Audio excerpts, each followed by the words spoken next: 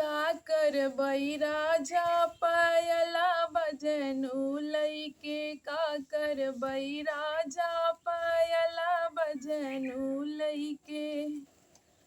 का करबई सास लइके, का करबई ससुर लइके, का करबई सास लइके, का करबई ससुर लइके। अरे का करबई राजा ननद झरही लइके, का करबई राजा ननद झरही लइके, का करबई राजा पायला बजनु लइके, का करबई राजा पायला बजनु लइके। का करबई जेठ लइके, का करब जेठानी लइके, का करबई जेठ लइके, का करब जेठानी लइके।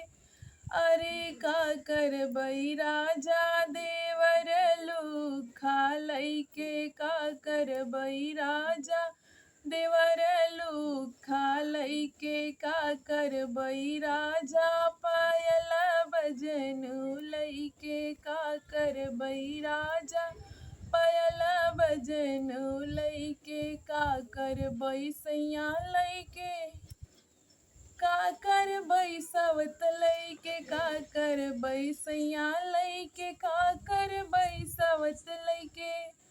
अरे का करबई राजा बालमही जड़ा लइके, का करबई राजा बालमही जड़ा लइके, का करबई राजा पायला बजनु लइके, का करबई राजा पायला बजनु लइके।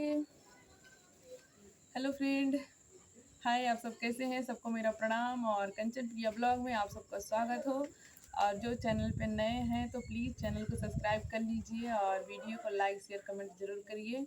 और दोस्तों, बहुत ही समय हो चुका है, हम जा रहे हैं गैया लगाने, हमारा गैया चिल्ला रही है। तो सॉन्ग हमारा कैसा था दोस्तों? ये हमारे छत का नज़ारा, हम छत पे आए हैं ब्लॉग मतलब गीत गाने के लिए। तो आप लोग ज़रूर मतलब कमेंट में बताना कि हमारा गीत कैसा था। ठीक है दोस्तों, बाय बाय, लव यू, धन्यवाद।